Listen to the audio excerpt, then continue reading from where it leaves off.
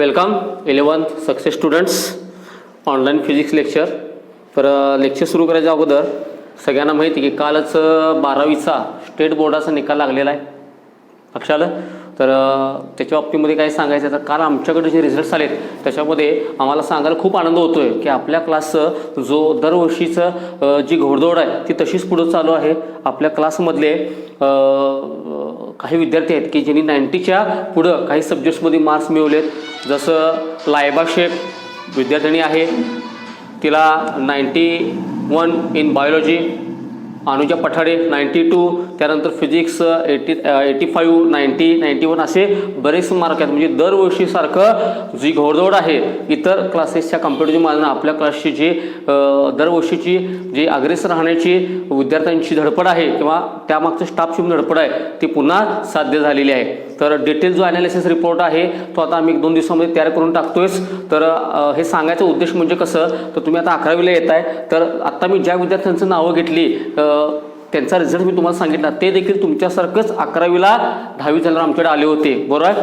आणि त्यांनी पण 2 वर्ष कष्ट केले आणि त्यानंतर हे त्यांना फळ मिळालेलं आहे. तर लक्षात ठेवा त्याप्रमाणे तुमच्या बाबतीत पण झालं पाहिजे. तर कुठेतरी तुम्हाला पण एक कॉन्फिडन्स वाटावं की आपण अशा क्लासमध्ये आहोत की जिथं असा प्रगतीपथावरती असताना रिझल्ट्स आहे की जो सातत्याने आहे. त्याच्यामागं स्टाफची मेहनत आहे, तुमच्या पालकांची मेहनत आहे आणि खास करून तुमची मेहनत आहे. तर असं करत करत पुढे जायचं फार आवड असं काही सायन्समध्ये नसते. तर जे आपले 12वीचे यशस्वी विद्यार्थी आहेत की जे 90च्या पुढं भरपूर जण आहेत, त्यानंतर 85 आहेत, त्यानंतर 80 आहेत याच्यामध्ये. आणि सगळ्यात महत्त्वाचं म्हणजे 100% सगळ्यांचं ग्रुप क्वालिफाय झालं हे सगळ्यात महत्त्वाचं आहे. थेअरी बोर्डाचा जो निकाल असतो त्याचं महत्त्व सध्या तरी तुमच्या ग्रुप क्वालिफाय PCM PCB पर्यंत मर्यादित आहे. कारण तिथून पुढं तुमचं जे काय तुम्हाला ॲडमिशन मिळणार आहे ते तुमच्या नीट CETच्या याच्यावरती अवलंबून असते. तर 100% आपला निकाल आहे आणि तो स्कोरिंग आणि चढता आलेख आहे. जसं आणखीन 2 वर्षांनी मला तुमचं नाव घेऊन त्या वर्षीच्या विद्यार्थ्यांना सांगता आलं पाहिजे. लक्षात आलं. तर आपण सगळेच मिळून जे ह्या वर्षीच्या आपल्या सक्सेस अकॅडमीच्या विद्यार्थ्यांनी 12वीमध्ये उत्तम यश मिळाले त्याच्याबद्दलचं आपण अभिनंदन करूया. लक्षात आलं. ठीक आहे. ओके जाऊया पुढं. तर त्यांना मी जे पहिल्यांदा शिकलो होतं तेच तुम्हाला शिकवतोय. असं फार असा काय मोठा सिलेबस बदललेला नाही आहे. तर आपण फर्स्ट चॅप्टर जो आहे 11 फिजिक्सचा युनिट्स अँड डायमेन्शन्स बरोबर आहे त्याच्या एक महत्त्वाच्या पॉईंट्सला पोहोचले दॅट इज कॉल्ड डायमेन्शन्स बरोबर आहे. तर डायमेन्शन्स म्हणजे काय तर आपण बघितलं express the powers to the symbols to the fundamental quantity LMT. आता LMTच असतात का नाही शेटवा LMT सोडून 4थं वगैरे येऊ शकतं. आता ते ज्या ज्यावेळेला येतील त्या विथ एक्झाम्पल मी तुम्हाला सांगणार आहे. लक्षात आलं. तर थोडक्यात एवढं कळलं. परवाच्या लास्ट लेक्चरला in the last lecture in previous lecture we have studied how to obtain the dimensions of different physical quantities. त्याच्यामध्ये आपण एक महत्त्वाचे मेनली 13 घेतली होते. पुन्हा अनेकदा सांगतो 13च आहेत का पुस्तकामध्ये सिलेबसला नाही तर खूप आहे. There are number of physical quantities की ज्याचं आपण डायमेन्शन काढू शकतो. मग त्या सगळ्याच का नाही काढायचं तर काही गरज नाही. जे IMP आहेत ते मी घेतलेत आणि जे पुढे येत जातील त्यांचं पण मी ऑप्टेन करून दाखवणार आहे. पण समजा मी एखादी गोष्ट नाही शिकवली आणि तो तुम्हाला पडला असेल तर काय हरकत नाही. ज्याला फॉर्म्युला माहिती आहे आता तुम्हाला ते मेथड काय आले एखादी फिजिकल क्वांटिटी जर दिली त्याचं डायमेन्शन काढायला सांगितलं त्याचं फॉर्म्युला टाकायचा. फॉर्म्युला टाकून तुम्ही ते सोडवू शकता. माझ्यामध्ये बरीचशी प्रॅक्टिस तुमची झालेली आहे आणि पुन्हा आपण नेक्स्ट एक्झरसाइजमध्ये पण प्रॅक्टिस करणार आहोत. लक्षात. मग आता आपण एक महत्त्वाचं प्रिन्सिपल शिकणार. आता इथे प्रिन्सिपल शब्द लक्षात ठेवा. PAL पण असते आणि PLE पण असते. या ठिकाणी प्रिन्सिपल आहे. PLE जर असेल दॅट इज तत्व law of homogeneity. What is homogeneity? Equality is also called as homogeneous. What is homogeneous? एकसारखं equal that is called homogeneity. मग आपल्याला एक प्रिन्सिपल आहे की जे आपण प्रिन्सिपल आता पुढे यूज करणार आहे म्हणून अगोदरच आपण शिकून घेऊया. That principle is called as principle of homogeneity म्हणजे इक्वॅलिटीचा लॉ इक्वॅलिटीचा रूल असं तुम्ही मनामध्ये पकडू शकताय. मग काय आहे हा आपल्याला फक्त स्टेट करायला बाकी आपल्याला एक्सप्लेन वगैरे करायला असं काही नाही आहे. पहिल्यांदा 1 टाइम मी वाचतो मला वाटत नाही तुम्हाला तो 100% समजेल. त्यानंतर पुन्हा आपण एक्झाम्पल बघूया आणि मग पुन्हा त्याच्याकडे जाऊया म्हणजे तो लक्षात येईल. आणि वन्स आपल्याला प्रिन्सिपल ऑफ होमोजिनिटीचं लक्षात आलं तर पुढचं जे आहे आपल्याला ह्याच्यातलाच टॉपिक जो आहे तो अतिशय इझी जाऊ शकतो. जाऊया पुढे आपण. Let's go. ठीक आहे.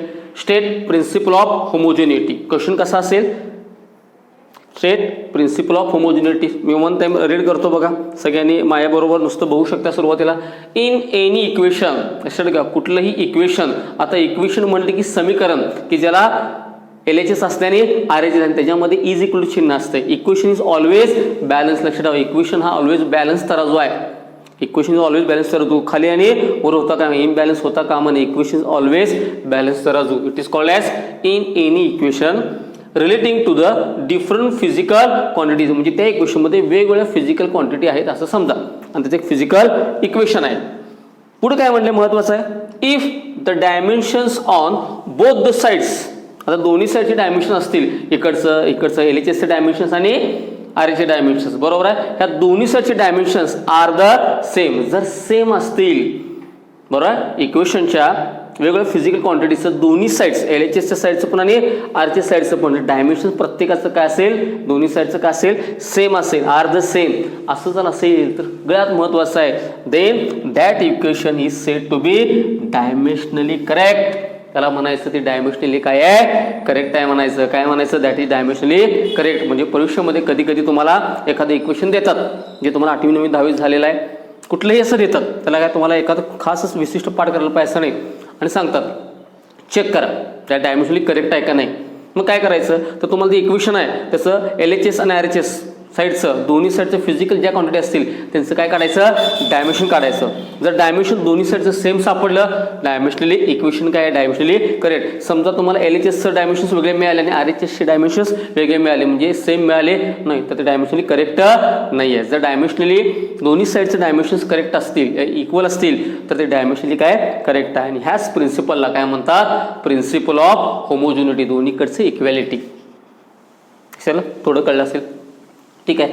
आता मगाशी बोलले पण आता एक आपण फक्त एक्सप्लेनेशन म्हणून बघूया, हे तुम्ही काय लिहायची गरज नाही आहे. समजा आपल्याला एक इक्वेशन आहे, मॅथमॅटिकल इक्वेशन आहे किंवा फिजिकल इक्वेशन आहे. इक्वेशन म्हणले की is equal to LHS RHS. आता इथे 3 फॅक्टर आहेत बघा, इकडे 1 आहे आणि इकडे 2 आहेत. मग आता 3 फिजिकल क्वांटिटी असं आपण समजून चालू. किती फिजिकल क्वांटिटी आहेत, 1 2 3 फिजिकल क्वांटिटी आहेत, 3 टर्म्स आहेत समजा. आता प्रत्येकाचं डायमेन्शन काढणार, समजा ह्याचं डायमेन्शन काढलं, ह्याचं काढलं, प्रत्येकाचं मी वैयक्तिक सेपरेट इंडिव्हिज्युअल काय काढणार, डायमेन्शन काढणार, बरोबर आहे. मग मला सांगा, जर एक्स डायमेन्शन बरोबर आहे का, तर वाय आणि झेडचं डायमेन्शन म्हणजे ह्यांचं डायमेन्शन आणि ह्याचं डायमेन्शन तुम्हाला काय सापडलं, इक्वल सापडलं. म्हणजे dimensions on both the sides, dimension on both the sides are same. जर असं सापडलं तर हे इक्वेशन काय आहे, डायमेन्शनली काय असतं, करेक्ट असतं. That equation is dimensionally correct. माझ्या मते आता तुम्हाला चांगल्या प्रकारे कळलं असेल बघा. अनेकदा एक्सप्लेन करतो. State the principle of homogeneity in any equation, कुठलाही घ्या, relating to the different physical quantity. ह्याच्यामध्ये कुठेही कितीही वेगळ्या फिजिकल क्वांटिटीज असू देत. if the dimensions on both the sides, if the dimensions on the both the sides, square bracket केला म्हणजे काय, dimension, if the dimensions of the both the sides are same, बघा इथं काय आहे, इज इक्वल टू आहे म्हणजे काय, सेम. आणि असं जर सापडलं तर हे इक्वेशन काय असतं, that equation is called as dimensionally correct. That equation is called as dimensionally correct. So it is called as principle of homogeneity. म्हणून जर तुम्हाला परीक्षेमध्ये विचारलं की एखादं इक्वेशन व्हेरीफाय करा, चेक करा, तपासा की ते डायमेन्शनली करेक्ट आहे का नाही, तर किती खूप सोपं आहे. त्याच्यामध्ये LHS आणि RHSची जेवढ्या काही फिजिकल क्वांटिटी असतील त्याचं प्रत्येकाचं इंडिव्हिज्युअल काय काढायचं, डायमेन्शन काढायचं आणि बघायचं. जर तुम्हाला LHSचं डायमेन्शन आणि RHSचं डायमेन्शन दोन्ही काय सापडलं सेम, तरच ते काय असेल, डायमेन्शनली करेक्ट. अदरवाईज नसतं. It is called as principle of homogeneity. लक्षात आलं मी काय म्हटलं, तर हा क्वेश्चन फक्त आपल्याला स्टेट करायला आहे. आता ह्याच्या आधारेच आता मी पुढचा एक मोठा क्वेश्चन कव्हर करणार आहे. ते क्वेश्चन तुम्हाला थिओरॉटिकल पण युजफुल आहे अँड इट इज फॉर ज्याला मी म्हणतो न्यूमेरिकल बेसिससाठी किंवा इट इज प्रॉब्लेम बेससाठी सुद्धा उपयुक्त आहे.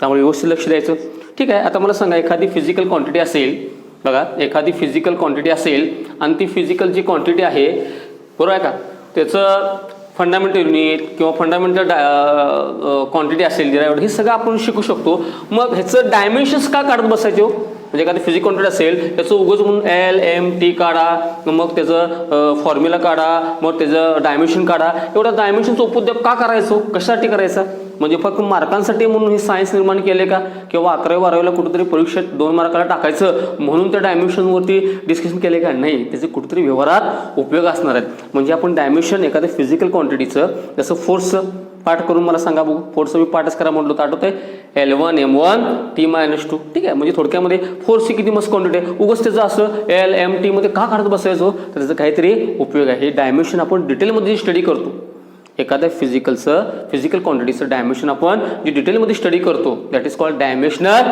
ॲनालिसिस, आणि त्याचा कुठेतरी उपयोग आहेत, मग त्याचे युजेस आहेत, तर ते आपल्याला युजेस स्टेट करा असं म्हणतात. त्यामुळे क्वेश्चन कसा असतो बघा, व्हेरी IMP क्वेश्चन्स आहे हा.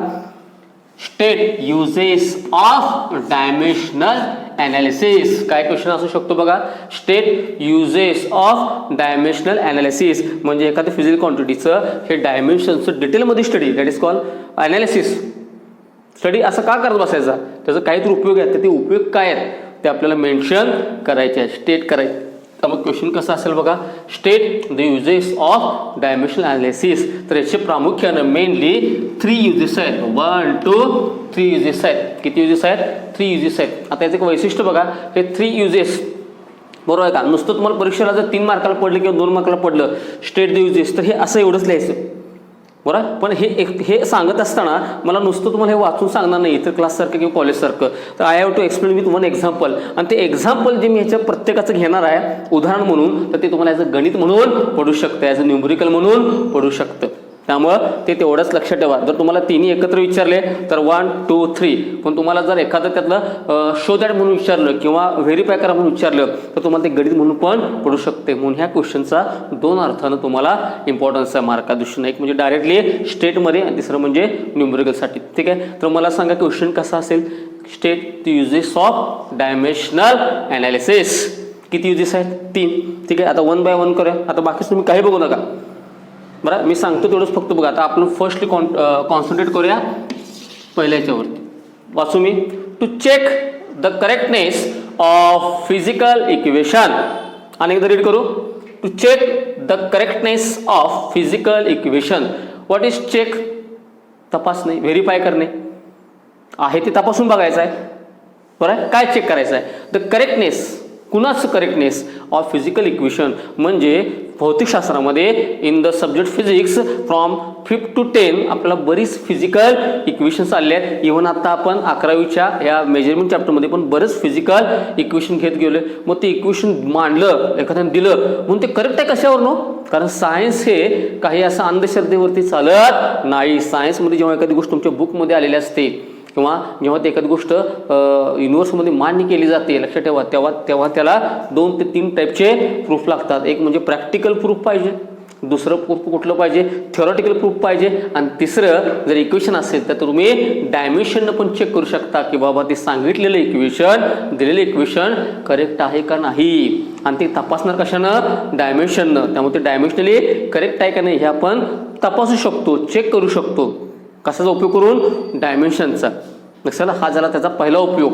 त्यामुळे लक्षात ठेवा, पहिला उपयोग फक्त तुम्हाला शब्दशः वर्ड कळाले, to check the correctness of given physical equation. माझ्या मते थोडंसं कळलं असेल, पण नेमकं कसं चेक करायचं आता मी ते विथ एक्झाम्पल सांगणार आहे. मग ह्याचं पहिल्याचं मी तुम्हाला विथ काय सांगणार आहे? एक्झाम्पल सांगणार आहे बरोबर आहे. हे एक्झाम्पल म्हणजे तुम्हाला परीक्षेमध्ये एक न्यूमरिकल असू शकते. ठीक आहे, आता त्याची मी बॅकग्राऊंड सांगतो बघा.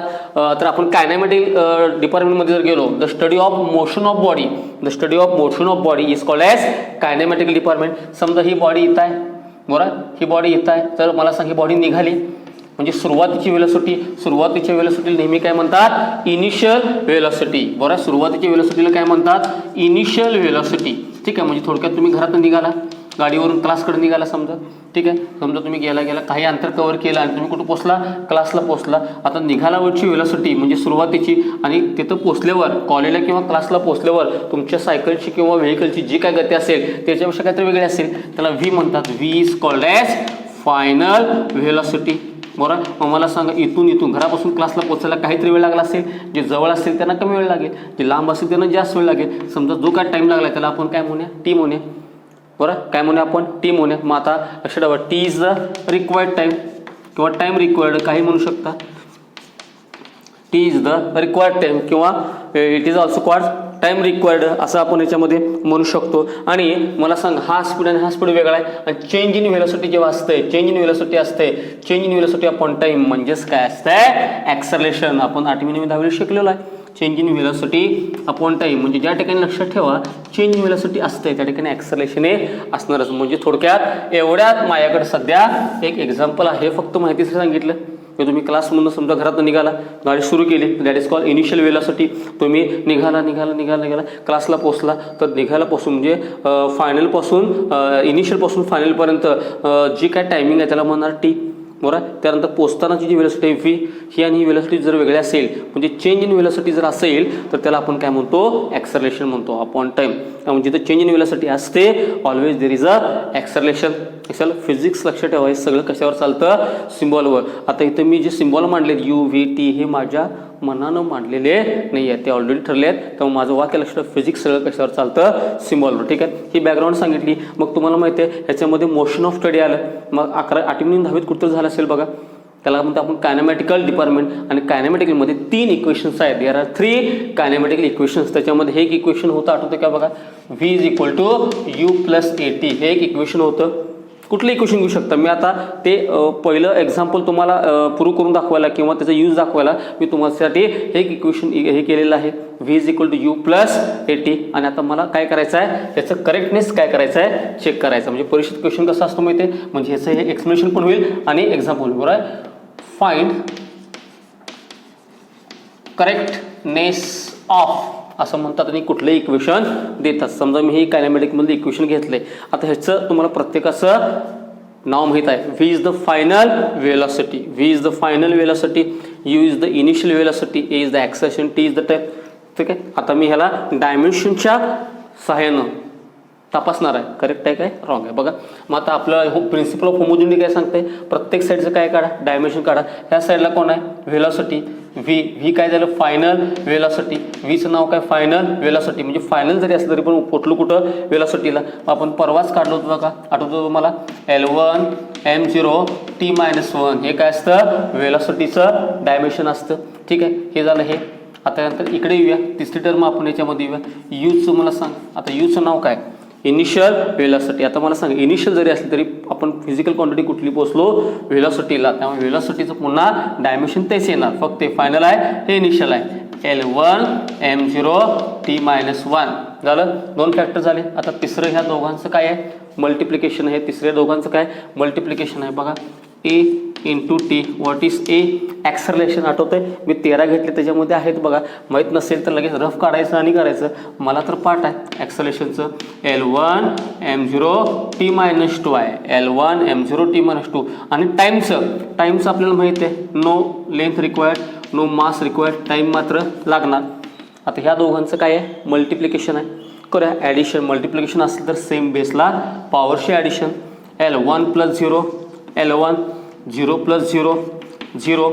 आता इथं -2 + 1 आहे बघा, -2 + 1 आहे बघा. काय आहे बघा, -2 + 1 किती असते सांगा, दॅट इज -1 असते. -2 + 1 किती असतंय, -1. त्यामुळे इथं t⁻² काय झालं, -1. मग आता मला सांगा, हे जे गिवन फिजिकल इक्वेशन होतं, जे गिवन फिजिकल इक्वेशन होतं ह्याच्यामध्ये LHSला आणि RHSला टर्म्स किती होत्या, 3 टर्म्स होत्या. 1 टर्म, 2 टर्म, 3 टर्म. जरा एक नजर टाका बघू, प्रत्येकाचं म्हणजे दोन्ही साईडचं प्रत्येक टर्मचं डायमेन्शन सेम आले का.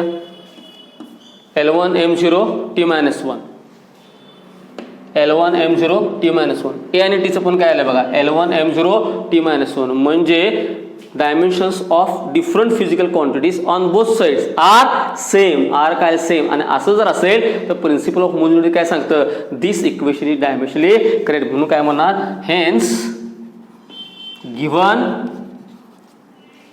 Physical equation is dimensionally correct. Is dimensionally correct. म्हणजे मला सांगा, डायमेन्शनच्या सहाय्यानं आपण एक निर्णय घेतला, हे इक्वेशन आपलं सुरुवात झाली त्यावेळेला we don't know whether it was correct, it is correct or not, it will correct or not. बरं, आपण डायमेन्शनली चेक केलं आणि according to principle of homogeneity each terms on the both sides, प्रत्येकाचं dimensions कसं आले बघा, same आलं. म्हणून मी छाती टोकपणे सांगू शकतो की हे इक्वेशन काय आहे, फिजिकली डायमेन्शनली काय आहे, करेक्ट आहे. बरोबर आहे. सो आपला जो पहिला यूज होता, कुठला यूज होता, to check the correctness of physical equation, हे आपण करू शकलो कशा सायनं, डायमेन्शन आहे. तर लक्षात ठेवा, तर परीक्षेमध्ये नुसते यूज विचारले स्टेट हे 3 लिहायचे आणि तुम्हाला एक्झाम्पल म्हणजे तुम्हाला एक्झाम्पल विचारणार नाहीत, पण हे तुम्हाला म्हणजे हे मी एक्सप्लेन करण्यासाठी जे घेतोय ते तुम्हाला ॲज अ गणित एक न्यूमरिकल म्हणून तुम्हाला विचारू शकतात. तर त्यासाठी मी ह्याचा वापर केला आणि हे गणित म्हणून जर पडलं तर कसं पडेल सांगा, फाइंड करेक्टनेस ऑफ इक्वेशन. हे इक्वेशन एक दिलेलं होतं, त्याचे LHS RHS दोन्ही साईड बघितलं आणि मला सेम सापडलं. समजा मला जर सेम सापडलं नसतं, म्हणजे समजा मी या ठिकाणी -1 आहे म्हणजे इथं -2 असं समजा आलं असतं, तर आपण इथं मेन्शन काय केलं असतं, हे डायमेन्शनली करेक्ट नाही आहे. लक्षात आलं. पण या ठिकाणी आलेलं आहे, सो इट इज आपण चेक करू शकलो using the dimension analysis. So हा डायमेन्शन अनालिसिसचा काय झाला, फर्स्ट यूज झाला. सेकंड लक्षात आलं, तर ते स्टेटमेंट लक्षात ठेवायचं आणि हे एक्झाम्पल लक्षात ठेवायचं. हे एक्झाम्पल ॲज अ न्यूमरिकल म्हणून तुम्हाला पडू शकतं. जाऊया पुढे आपण. टोटल युजेस किती आहेत, 3. त्यातलं आता पहिलं झालं. सेकंड बघूया. ठीक आहे, बघा आता सेकंड बघूया. वाचा सेकंड. आता कॉन्सन्ट्रेशन सेकंडवर करा. आता फर्स्ट आणि थर्डकडे बघू ना. To establish relationship between related physical quantities. काय कळलं नाही, बरोबर आहे ना.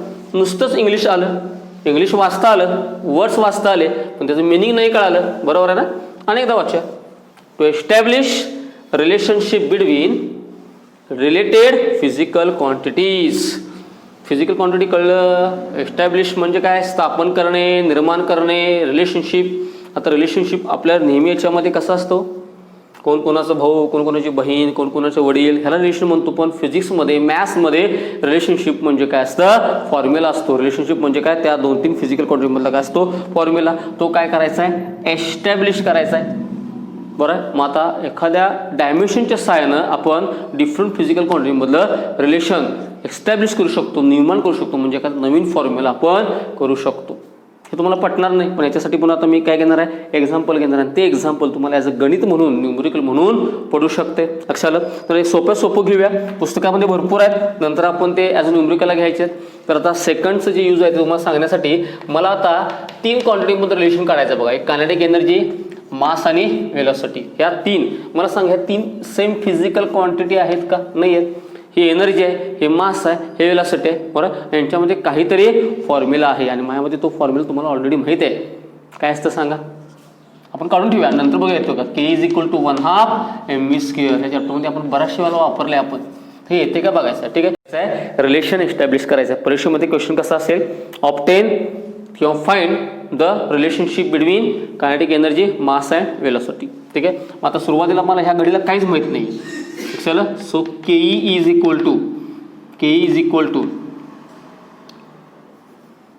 हा कॉन्स्टंट K, मास आणि वेलोसिटी. लक्षात घ्या.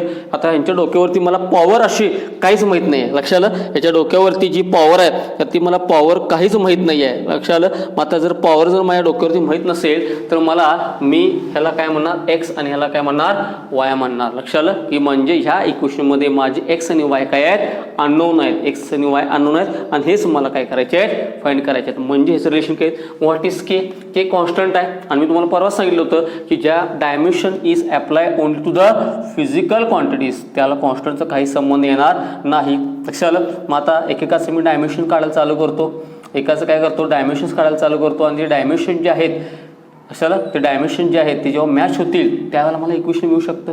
ठीक आहे. आता मी पहिलं डायमेन्शन काढतो, कोणाचं, कायनेटिक एनर्जीचं. आता बऱ्याच जणांना कसं असतं, इतर डायमेन्शन पार्ट नसते, अशाला रफ काम कसं करायचं बघा.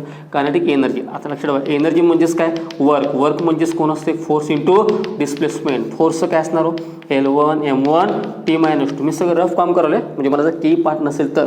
कायनेटिक एनर्जी म्हणजे शेवटी एनर्जी आहे. Energy always equal to work equal to काय असते, फोर्स इंटू डिस्प्लेसमेंट. फोर्सचं पार्टच करायचं. डिस्प्लेसमेंट म्हणजे काय असतं, डिस्टन्स. तिथं मास नाही, टाईम नाही. मग आता जर मी यांचं मल्टिप्लिकेशन केलं तर काय होणार सांगा, L2 M1 T-2 होणार. बघा काय होणार, L2 M1 T-2. हे कोणाचं झालं, कायनेटिक एनर्जीचं. असं जर माहीत नसेल तर हे रफली लिहून ठेवायचं. म्हणजे थोडक्यामध्ये कायनेटिक एनर्जीचं काय मला सांगा, L2 M1 T-2. हे कोणाचं झालं, कायनेटिक एनर्जीचं झालं. ठीक आहे. पुढे इज इक्वल टू आहे, के कॉन्स्टंट आहे, कॉन्स्टंटला डायमेन्शन आपल्याला नसते. इथं कोण आहे, मास आहे. इथं कोण आहे, मास आहे. मग आता लक्षात ठेवा मासचं डायमेन्शन काय असणार आहे, मास फंडामेंटल आहे. त्यामुळे L0 M1 T0 raise to किती असणार आहे, एक्स असणार आहे. रेस टू किती असणार आहे, एक्स असणार आहे. त्यानंतर इथं पुढची क्वांटिटी कोण आहे, व्हेलॉसिटी. व्हेलॉसिटीचं सांगणार बघा, मी मगाशी लिहिलं होतं L1 M0 T-1, पण त्याच्या डोक्यावरती पॉवर किती आहे, y पॉवर आहे. आता मला सांगा इथं इज इक्वल टू चिन्ह आहे म्हणजे इट इज इक्वेशन. म्हणजे जेव्हा इक्वेशन असतं आणि डायमेन्शन जेव्हा करेक्ट असू शकतं तेव्हा काय असणार आहे, तेव्हा दोन्ही साईडचे प्रिन्सिपल ऑफ होमोजिनिटी काय सांगतं, दोन्ही साईडचे डायमेन्शन्स काय झाले पाहिजेत, मॅच झाले पाहिजे. दोन्ही साईडचे डायमेन्शन मॅच असणार आहे. जर इक्वेशन असेल तर प्रिन्सिपल ऑफ होमोजिनिटी ओबे झाला पाहिजे आणि प्रिन्सिपल ऑफ होमोजिनिटी असेल तर दोन्ही साईडचे डायमेन्शन इक्वल पाहिजेत. मग केचं डायमेन्शन काय असणार सांगा, म्हणून काय लिहिणार मी, बाय प्रिन्सिपल ऑफ जे आपण मगाशी शिकलो होमोजिनिटी काय सांगते, दोन्हीकडचे इक्वेशन डायमेन्शन कसे पाहिजेत, प्रत्येकाचे सेम. म्हणजे केईचे डायमेन्शन्स, मासचे डायमेन्शन्स आणि वेलोसिटी डायमेन्शन हे कसे पाहिजेत, सेम पाहिजेत, तरच हे इक्वेशन येणार आहे. ज्या अर्थी इज इक्वल टू आहे म्हणजे हे ओबे झालंच पाहिजे, पाळलं गेलंच पाहिजे. ठीक आहे, तर केईचं मी इथं डायमेन्शन टाकतो बघा, L2 M1 T-2 is equal to मासचं डायमेन्शन टाकूया इथं आपण L0 M1 T0 raise to काय आहे, एक्स आहे. रेस टू काय आहे, एक्स आहे, बरोबर आहे. या ठिकाणी रेस टू एक्स आहे. आणि व्हेलॉसिटीजबद्दल इथं आपण लिहिले बघा L1 M0 T-1 raise to काय आहे, y आहे. मग आता LHS आहे तसंच करतो बघा मी, L2 M1 T-2 मी परवाच सांगितले पॉवर असेल पॉवरचं multiplication 0 × x L0 1 × x mx T⁻0 × x that is called 0. चला इथं रेस टू वाय आहे बघा. So L raise to Y M raise to 0 आणि T⁻⁻y आहे. ठीक आहे, पुन्हा मी इथं LHS आहे तसंच L2 M1 T-2 मल्टिप्लिकेशन असेल तर सेम बेसचं पॉवरची ॲडिशन, मल्टिप्लिकेशन असेल तर सेम बेसच्या पॉवरची ॲडिशन. आता सेम बेस बघा L0 आहे इथं y आहे म्हणजे थोडक्यात 0 + y काय होणार, y.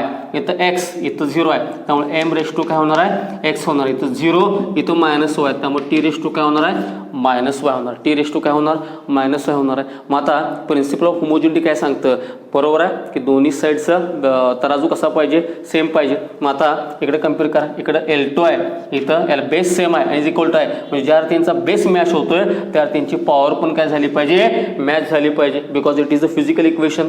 सो मला सांगा L सेम आहे इथं y2, so y is equal to मला किती मिळालं, 2 मिळालं. त्यानंतर मला सांगा इथं M⁻x आहे M⁻1 आहे M same, so x is equal to काय होणार आहे, 1 होणार आहे. x इज इक्वल टू 1 किंवा ह्याच्यावरून जरी चेक केलं तरी बघा इथं -2 -y दोन्हीकडचं मायनसमध्ये गेलं, y इज इक्वल टू 2. म्हणजे थोडक्यात तुम्ही कुठल्या ह्याच्यावरून काढता तुम्हाला y किती मिळाला, 2 मिळाला, x किती मिळाला, 1 मिळाला. म्हणजे हेच गोष्टी काय होत्या, अननोन. कारण मी इक्वेशन नंबर 1 म्हणतो आणि ह्याच्यामध्ये ही मी व्हॅल्यू काय करतो, पुट करतो. लक्षात काय होणार सांगा, पुट दिस इन इक्वेशन 1. आता मला सांगा जे इक्वेशन आपल्याला अननोन होतं ते इक्वेशन आता आपण नोन करू शकतो, बरोबर.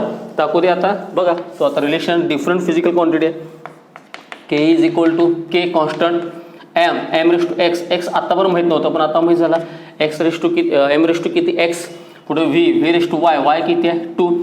So K is equal to K M⁻. आता 1 लिहायची पद्धत नाही, बाय डिफॉल्ट 1 असतोच, v² आणि मी जर तुम्हाला सांगितलं की K 1/2 आहे, समजा K किती आहे 1/2 आहे, तर इक्वेशन काय झालं बघा, K is equal to 1/2 mv². म्हणजे हे इक्वेशन फिजिक्समधलं आपल्याला जे कायनॅमॅटिकलचं डिप्लोमा माहीत होतं ते आपण फिजिक्सच्या सहाय्यानं काय करू शकलो, आपण ऑब्टेन करू शकलो. म्हणजे थोडक्यात 3 वेगळ्या फिजिकल क्वांटिटी होत्या बघा. फिजिकल क्वांटिटी वेगळ्या होत्या पण त्यांचा आपण फॉर्म्युला काढू शकलो, म्हणजेच रिलेशन काढू शकलो, स्थापन करू शकलो. म्हणून शब्द काय, एस्टॅब्लिश. आणि सगळं कशाच्या सहाय्यानं आपण केलेलं आहे, ते डायमेन्शनच्या सहाय्याने केले. सो डायमेन्शन अनालिसिसचा सेकंड यूज काय हो, to establish relationship between related physical quantity. म्हणजे वेगवेगळ्या फिजिकल क्वांटिटीमधलं काय करू शकतो आपण, फिजिकल क्वांटिटीमधलं रिलेशन एस्टॅब्लिश करू शकतो. म्हणजे परीक्षेमध्ये हाच क्वेश्चन तुम्हाला कसा पडेल, obtain relation between KE mass and velocity using dimensions, किंवा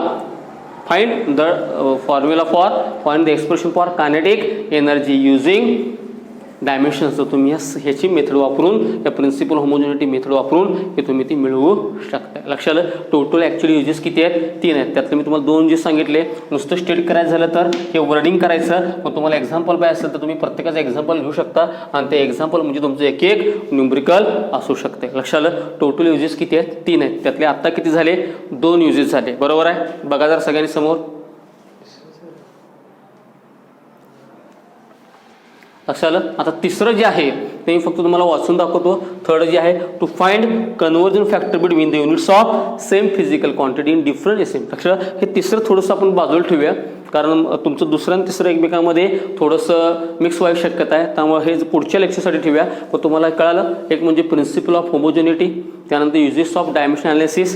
3 डायमेन्शन अनालिसिस आहेत. त्यातलं फर्स्ट त्याचं एक्झाम्पल सांगितलं मी, ते गणित म्हणून पडू शकतं. सेकंड त्याचं पडू शकतं. आणि तिसरं जे आहे त्याचं तुम्हाला मी नेक्स्ट लेक्चरला घेतो, म्हणजे कन्फ्युजन होणार नाही. कमीत कमी 2 स्तरीय तुम्ही करू शकता. हे पार्टच करायचं. याच्यात डेफिनेटली परीक्षा तुम्हाला ते गणित म्हणून किंवा ॲज अ स्टेटमेंट म्हणून पडू शकतो. लक्षात, मी काय म्हटलं सगळ्यांनी, तर प्रत्येकाने दररोजचे व्हिडिओज आहेत ते अटेंड करत चला, स्वतःचे नोट्स तयार करत चला. हे प्रत्येक लेक्चर म्हणून सांगतोय. आणि कोणाला काही त्यातलं समजत नसेल तुम्ही ते आमच्या प्रायव्हेट व्हॉट्सअपच्या अकाउंटला तुम्ही कॉन्टॅक्ट करू शकता, डायरेक्ट फोन कॉन्टॅक्ट करू शकता. असं मनामध्ये काही बाळगायची गरज नाही. कुठली गोष्ट अवघड नसते, फक्त समजून सांगणारा व्यवस्थित समजून सांगायचं असतं, पण त्यावेळेला ऐकणार पण व्यवस्थित ऐकायचं असतं. असं अवघड आहे, समजत नाही वगैरे असं काही नसतं. फक्त आता ऑनलाईन चालू आहे, ते काय ऑनलाईनच्या माध्यमातून पण आता खूप चांगलं सुरू आहे. आम्ही परवा मॅथ्सचे असाइनमेंट म्हणा किंवा फिजिक्सचे असाइनमेंट बघा, ह्याच्यावरती आम्ही तुमचा रिस्पॉन्स बघितला. खूप छान रिस्पॉन्स आहे आणि तुम्ही हळूहळू इतरांच्या मानाने देखील लक्ष ठेवा, पुढे चाललेला आहात. लक्षात आलं. तर do the study and make your concept clear. Okay, thank you.